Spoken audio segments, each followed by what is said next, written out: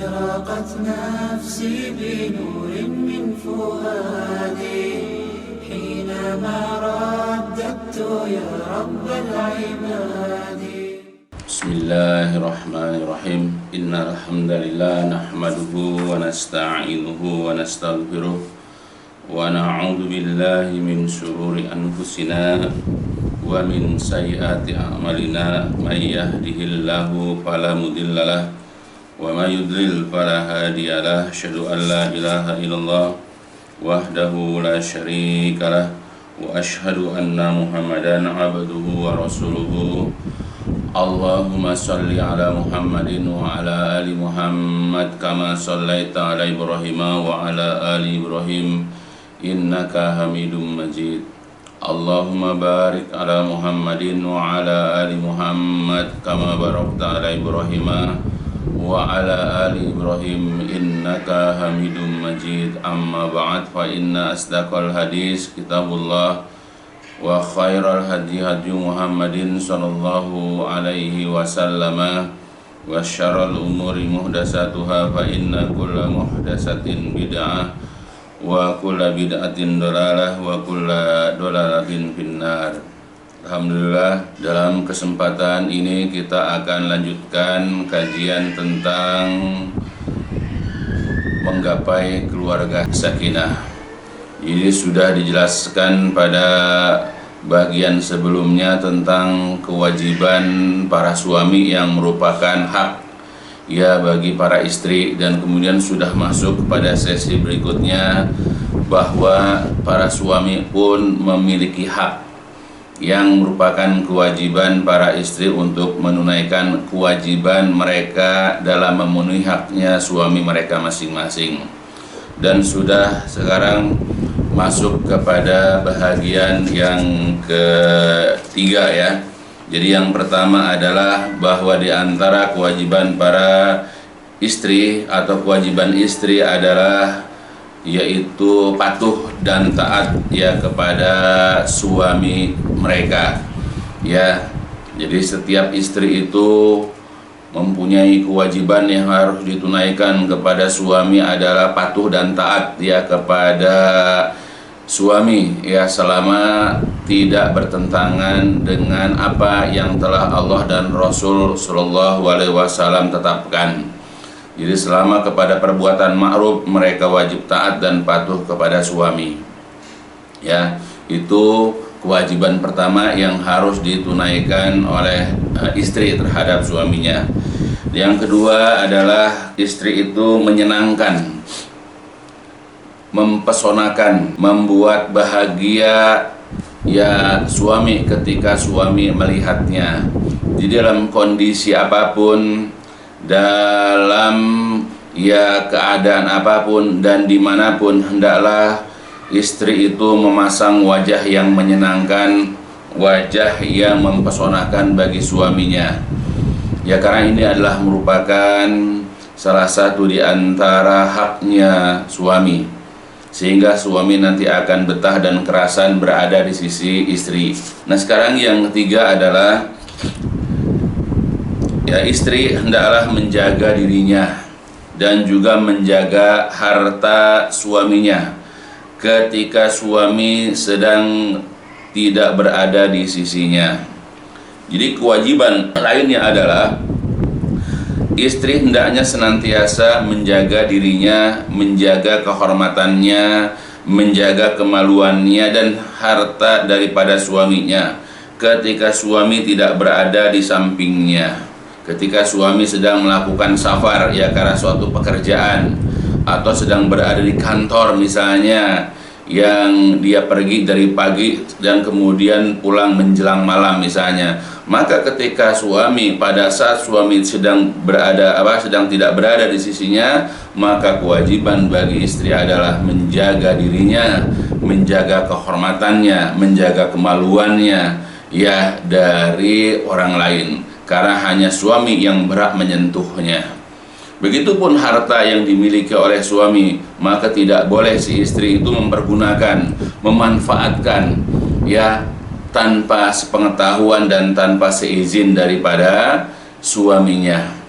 Bahkan nanti tidak boleh dia menyedekahkan, menginfakkan, memberikan kepada orang lain, termasuk kepada orang tuanya, kepada kerabat-kerabatnya, atau kepada sahabat-sahabat, atau kepada siapapun tanpa seizin dan tanpa sepengetahuan suaminya. Jadi begitu pula ia akan memelihara harta suaminya. Ini ya penjelasannya, yaitu ia tidak akan belanjakan harta suaminya itu sekehendak hatinya, atau ia tidak akan memberikan hartanya tersebut tanpa sepengetahuan dan izin dari suaminya, meskipun kepada orang tuanya, saudara-saudaranya, ataupun teman-temannya, sebagaimana sudah jelaskan di awalnya. Hal ini berdasarkan kepada hadis-hadis atau dalil-dalil berikut ini, yaitu pertama adalah dari Abdullah bin Salam dari Nabi Shallallahu Alaihi Wasallam, bahwasanya beliau pernah bersabda, khairun nisa man tusirruka idza abasarta wa tuti'uka idza amarta wa tahfazu ghaibataka fi nafsiha wa malik. Jadi khairun nisa, sebaik-baik wanita adalah yang menyenangkanmu, yang membahagiakanmu, yang mempesonakanmu apabila engkau memandang, apabila engkau melihatnya. Kemudian mematuhimu ketika engkau perintah. Nah ini yang ketiga, dia memelihara ketika kamu sedang goib, ketika kamu sedang bepergian, ketika kamu sedang tidak berada di sisinya, yaitu menjaga diri, ya, menjaga dirinya dan hartamu. Yang ketiga yang kita ambil, ya. Jadi dikatakan si istri itu yang dikatakan sebaik-baik wanita adalah menjaga dirinya dan hartamu ketika kamu sedang tidak berada di sisinya. Itu. Jadi jikalau seorang wanita ingin dipandang, dianggap ya oleh ya agama, ya atau dipandang oleh Allah dan juga oleh Rasulullah Shallallahu Alaihi Wasallam sebagai wanita yang terbaik, maka adalah memperhatikan 3 syarat, 3 kriteria ini, yaitu adalah kalau suami memandang, maka ya wanita itu menyenangkannya, membahagiakannya, mempesonakannya. Jadi tidak memasang muka yang kecut, apalagi jutek, apalagi menampakkan kejengkelan, kekesalan kepada suaminya. Jadi membuat sejuk, qurrata ayun, menyejukkan mata bagi suami, sehingga suami itu senantiasa merindukannya. Ya, kemudian kalau berada di sisinya pun akan merasakan kerasan betah berlama-lama dengan istrinya. Itu yang pertama. Yang kedua adalah kalau diperintah oleh suami adalah patuh dan taat selama dalam perbuatan ma'ruf. Begitu juga dari Fadalah bin Ubaid dari Nabi Shallallahu Alaihi Wasallam, bahwasanya beliau pernah bersabda, salasatun la yus'alu anhum rajulun faraqal jama'ata wa asa imamahu famata asiyan fala yus'alu anhu, wa amatun aw abadun abiqa min sayyidihi, wa imra'atun ghaba anha zawjuha wa kafaha ma'unata dunya fatabarrajat wa tamarrajat ba'dahu. Ada 3 golongan orang yang tidak akan ditanya tentang mereka, maksudnya langsung mereka dimasukkan ke dalam neraka. Yang pertama adalah orang yang memisahkan diri dari jamaahnya dan kemudian mendurhakai, menentang pemimpinnya atau imamnya, lalu meninggal dalam keadaan berbuat maksiat kepada pemimpin atau kepada imamnya, maka ia tidak akan lagi ditanya tentangnya. Jadi orang ini berhak dimasukkan langsung ke dalam neraka. Yang kedua adalah seorang budak wanita atau budak laki-laki yang dia kabur, ya, yang dia minggat dari majikan, ya, karena sesuatu hal barangkali, ya, lalu ia meninggal dalam pelariannya itu, dalam kaburnya itu, maka dia juga tidak akan ditanya, ya, tentang keadaannya. Dia akan dimasukkan langsung ke dalam neraka. Dan yang ketiga ini yang menjadi perhatian kita, yaitu imro'atun, seorang wanita yang goba, yang goib, yang sedang pergi, anha, dari dia, siapa? Zawjuha, yaitu suaminya. Itu seorang wanita yang suaminya sedang goib dari sisinya, yang sedang pergi, yang tidak berada di sisinya, padahal wakafaha ma'unata dunya, padahal telah dicukupi oleh suaminya itu, ya, padahal suami itu telah mencukupi istrinya dalam hal apa? Ma'unatah, dalam kebutuhan-kebutuhan ya dunianya, ya sudah cukupi makannya, minumnya, pakaiannya, kebutuhan biologisnya, ya pokoknya kebutuhan dunia sudah dicukupi. Kemudian setelah suaminya itu tidak berada di sisinya, ya karena sedang safar atau sedang bekerja, kemudian fatabar rojat, lalu kemudian dia tabarruj, dia bersolek-molek, dia berdandan, ya memakai harum-haruman, ya kemudian watamar rojat, lalu dia berbaur, bercampur gaul dengan orang banyak, ba'dahu sepeninggal suaminya pergi itu. Nah, maka si wanita ini ketika dalam kondisi begitu dan belum sempat tobat, dia mati, maka tidak akan ditanya lagi, maka dia nauzubillah akan dimasukkan ke dalam neraka. Jadi seandainya suami saja kurang mencukupi keperluan dunia saja, dia harus bersabar, dia harus bisa menahan dirinya, apalagi semua kebutuhannya telah dipenuhi, ya apa-apa yang dirasakan oleh wanita lain seperti makan, minum, kebutuhan biologis, ya kemudian jajan lah segala macam sudah dipenuhi, apalagi yang kurang. Ya ternyata dia ingin bergaul dengan orang banyak, ingin hidup bebas, tidak ingin terkekang dari pandangan suaminya. Nah, ini adalah wanita-wanita yang tidak baik, wanita-wanita yang ya katakanlah buruk perangainya. Ya na'udzubillah. Mudah-mudahan Allah menjaga, memelihara istri-istri kita, anak-anak wanita kita, dan juga menantu perempuan kita dari memiliki sifat ini. Ya, karena mereka adalah orang-orang yang tidak akan ditanya lagi tentang keadaan mereka, karena Allah masukkan mereka langsung ya ke dalam neraka karena perilaku mereka yang buruk ini. Nauzubillah.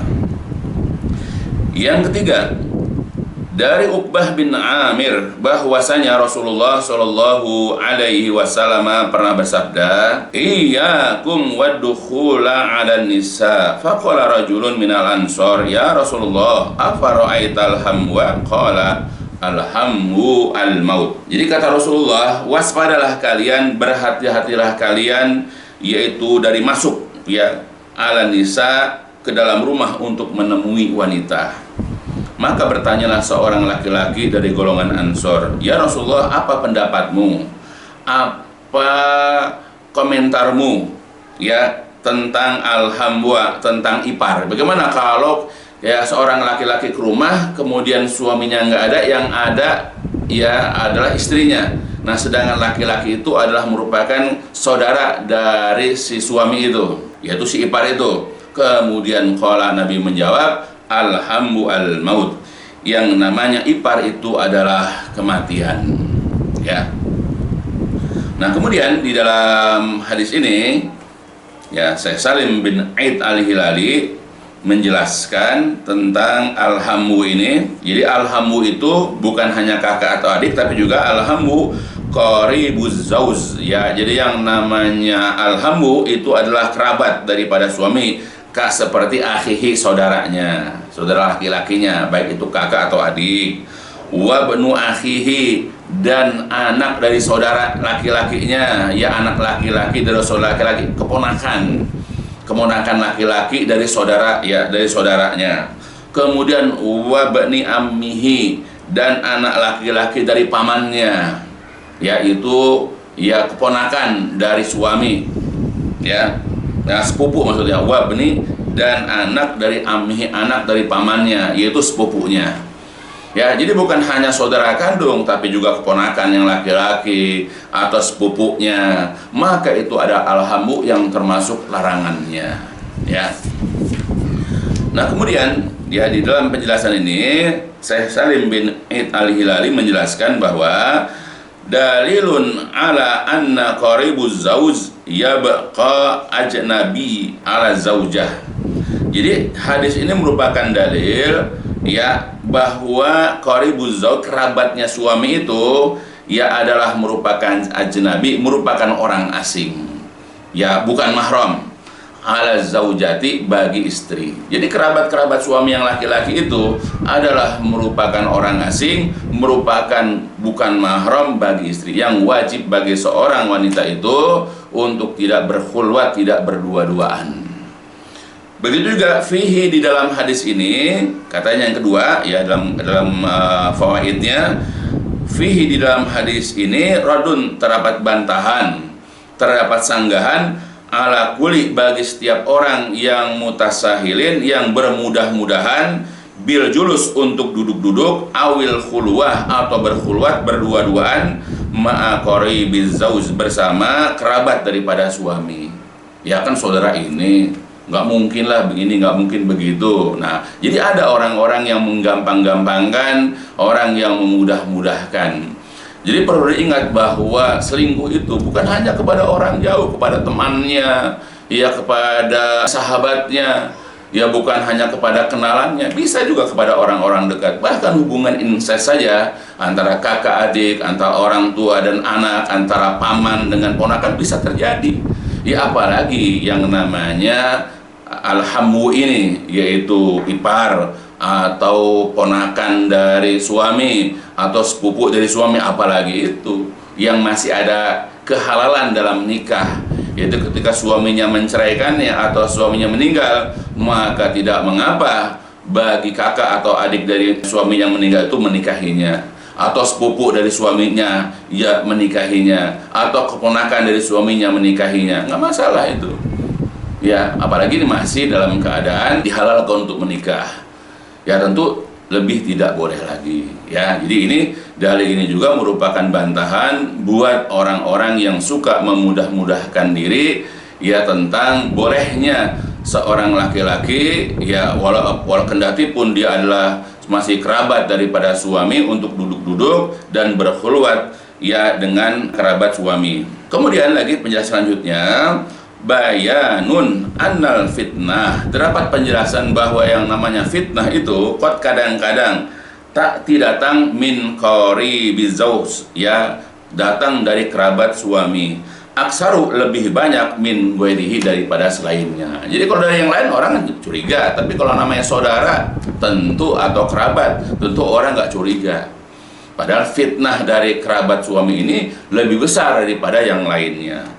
Li'annahu yajlisu ma'aha, karena dia dapat duduk bersamanya, ya dapat duduk-duduk bersamanya, wa yuhadisuha, dan dapat berbincang-bincang dengannya, wa yuhsinulahal kalam, dan dapat membagus-baguskan ucapan kepada wanita tersebut. Maka jauhilah dan hindarilah.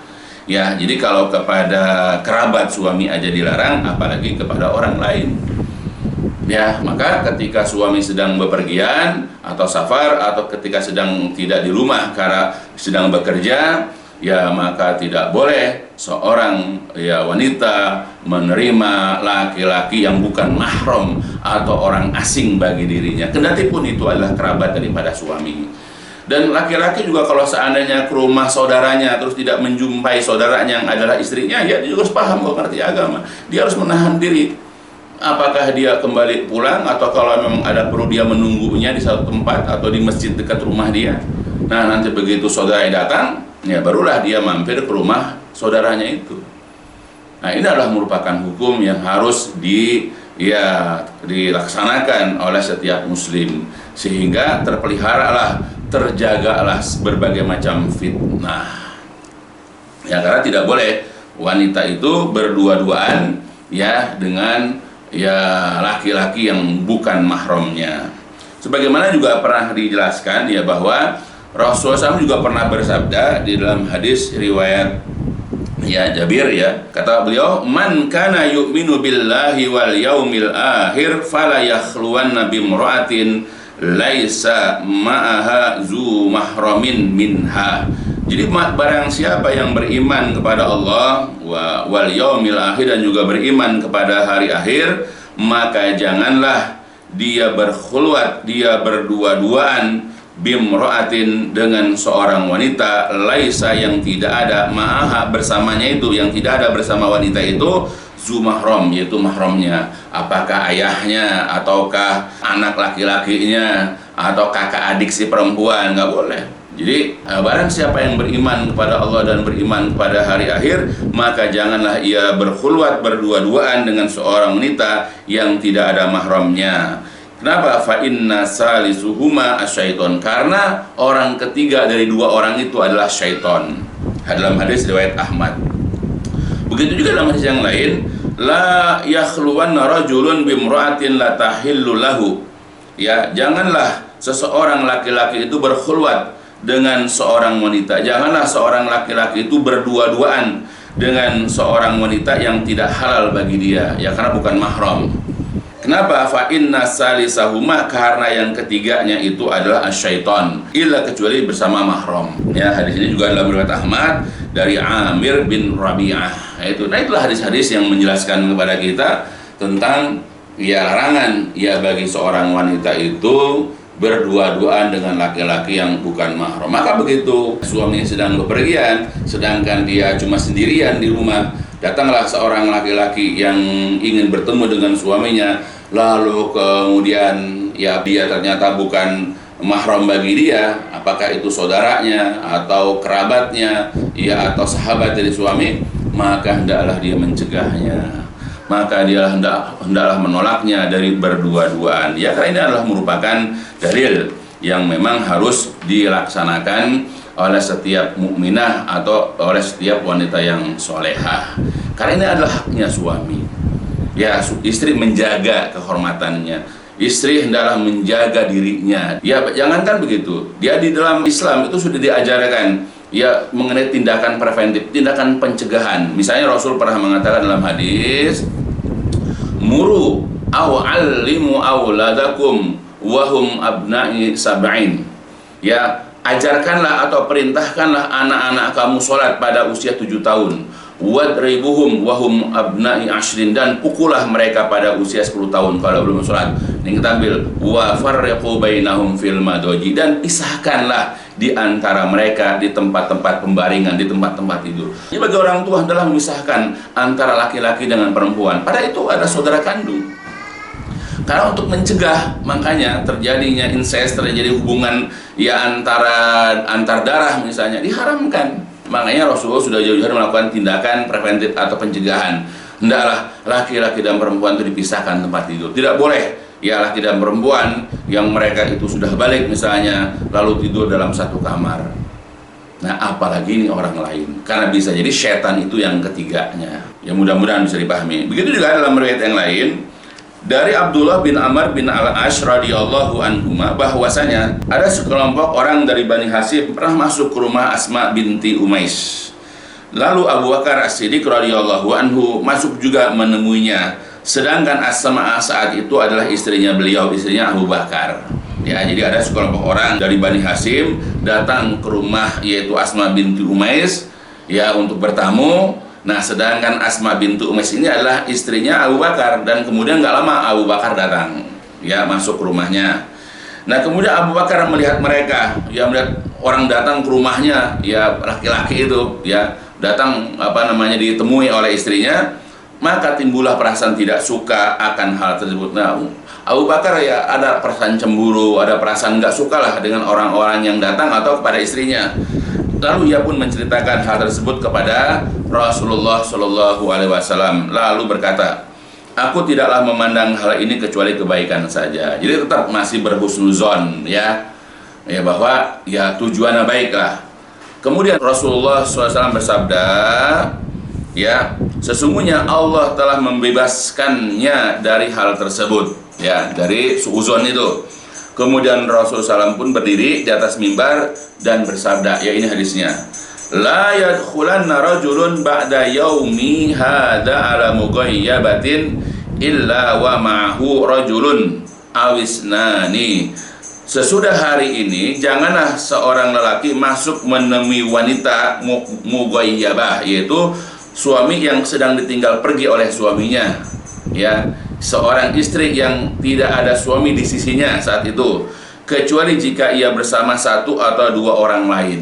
Ya, jadi kalau misalnya satu atau dua atau tiga orang masih boleh, atau si perempuan juga ada mahramnya. Jadi tidak boleh berdua-duaan. Hadis ini diriwayatkan oleh Imam Muslim dan Imam Ahmad dan disahihkan oleh Syekh Al-Albani. Ya, itu. Ya, jadi hadis ini menjelaskan kepada kita tentang pentingnya ya kewajiban seorang istri itu menjaga, memelihara yaitu ya dirinya supaya tidak mudah dijamah, supaya dia tidak menjadi wanita yang murahan, yang mudah dipegang, yang mudah dipeluk, yang mudah dicium oleh laki-laki yang bukan suaminya. Nah, ini banyak terjadi. Pemandangan bisa kita lihat ya di masyarakat sekitar kita. Berapa banyak wanita-wanita yang bermudah-mudahan dengan yang bukan mahramnya melakukan ini, melakukan itu. Ini adalah merupakan perilaku ya wanita yang kurang baik dalam akhlaknya. Apalagi dia melakukan terkadang di depan suaminya, yang menimbulkan kecemburuan, yang menimbulkan ketidaksukaan ya dalam diri suaminya. Dan ini bisa jadi pemicu, ini bisa menjadi percikan ya, ketidaksukaan suaminya ini bisa menimbulkan perselisihan ya, kemudian kemarahan, akhir kepada pertikaian. Nah, maka hendaklah setiap kita menjaga ya hak pasangan kita masing-masing. Sebagaimana seorang istri juga mengharapkan suaminya itu tidak bermudah-mudahan dalam sikapnya kepada kaum wanita, maka begitulah juga seorang wanita, dia tidak boleh bermudah-mudahan ya untuk bersikap kepada kaum pria. Ya, karena jabat tangan saja yang bukan mahram itu dilarang. Seperti dalam sebuah hadis, ya Rasul juga pernah mengatakan, la ayyuta'ana fi ra'si ahadikum bimikhiyatin min hadidin khairun lahu min ayyamasa mar'atan la tahilu lahu. Benar-benar ditusukkan, ya ditikamkan ke kepala seseorang di antara kalian dengan jarum besar dari besi itu adalah lebih baik bagi dia daripada menyentuh wanita yang tidak halal. Jadi kalau andai kata seorang mukmin itu disuruh memilih antara ditusuk kepalanya dengan jarum besar dari besi ya dengan menyentuh, memegang, ya memeluk wanita yang tidak halal buat dia, mana yang dipilih? Dia lebih suka untuk ditikamkan kepalanya dengan jarum besar dari besi. Nah itu. Dan juga Rasulullah mencontohkan dalam kehidupan sehari-hari, bahkan ketika Rasul membaiat kaum wanita, kata Rasulullah ya bahwasanya dalam berbaiat Nabi itu tidak pernah memegang tangan, Nabi tidak pernah berjabat tangan, Nabi tidak menyentuh tangan wanita ketika membaiat. Inilah usafihun nisa, kata Nabi, aku tidak pernah menjabat tangan wanita. Nah tinggal kita ya, kalau misalnya tapi kok Ustadz Anu begini, Ustadz Anu begitu dengan artis segala macam, ya itu bukan contoh kita. Contoh teladan kita itu adalah Rasulullah SAW. Tapi kan nggak ada apa ya, nggak ada perasaan apa-apa. Ya seperti orang menyentuh misalnya kayu atau menyentuh misalnya batu, ya kata siapa? Ya, yang penting larangan itu sudah berlaku ya Rasulullah pun tanpa ada perasaan apa-apa. Karena tindakan pencegahan itu adalah lebih baik daripada nanti terjadi sesuatu apa yang terjadi, ya seperti itu. Maka hendaklah diharapkan kepada kaum wanita untuk menjaga perasaan suaminya, untuk menjaga hak suaminya adalah dengan memelihara dirinya, menjaga auratnya, menjaga fisiknya, menjaga kemaluannya dari orang lain. Karena yang berhak melihat, yang berhak menyentuh, yang berhak memanfaatkan dirinya, ya itu adalah suaminya, bukan orang lain. Nah, jikalau ada seorang wanita yang seperti ini, ya yang memudah-mudahkan dirinya, ya berarti dia bukan wanita solehah, walaupun dia rajin ibadah, nauzubillah. Ya begitupun, ya di antara hak suami adalah si istri menjaga harta suaminya sebaik-baiknya. Nah, sebagaimana juga akan dijelaskan masalah harta pada kesempatan yang lain insyaallah. Nah itu. Jadi kembali kepada bab di sini bahwa diharapkan ya kepada kaum wanita, diharapkan kepada kaum istri, hendaklah mereka menunaikan kewajiban mereka kepada suami mereka, yaitu adalah menjaga ya diri mereka, menjaga harta suami mereka sebaik-baiknya ketika suaminya itu sedang tidak berada di sisinya, apakah sedang bekerja atau ketika sedang melakukan safar. Ya mudah-mudahan apa yang dijelaskan di sini minimal menjadi tambahan pengetahuan, tambahan ilmu dalam agama bagi kaum laki-laki khususnya untuk menyampaikan kepada istri-istri mereka, kepada anak-anak perempuan mereka. Atau juga mudah-mudahan apa yang dibacakan barusan di sini dapat memberikan faedah, ya manfaat, masukan kepada wanita-wanita yang soleha, istri-istri yang baik dan berbakti kepada suaminya masing-masing. Ya mudah-mudahan. Ya, dan khususnya mudah-mudahan juga berfaedah buat istri saya, buat anak-anak perempuan saya, dan kelak juga untuk menantu-menantu perempuan saya, dan juga untuk seluruh kaum muslimin yang mudah-mudahan dapat memberikan faedah. Nah itu dulu barangkali yang bisa disampaikan, yang mudah-mudahan nanti kita bisa lanjutkan ya kewajiban kaum istri, kewajiban wanita terhadap suami selanjutnya insyaallah. Dan ditutup dengan walhamdulillahirabbil alamin, subhanakallahumma wa bihamdika asyhadu an la ilaha anta astaghfiruka wa atubu ilaik. لسوف أعود يا أمي أقبل رأسك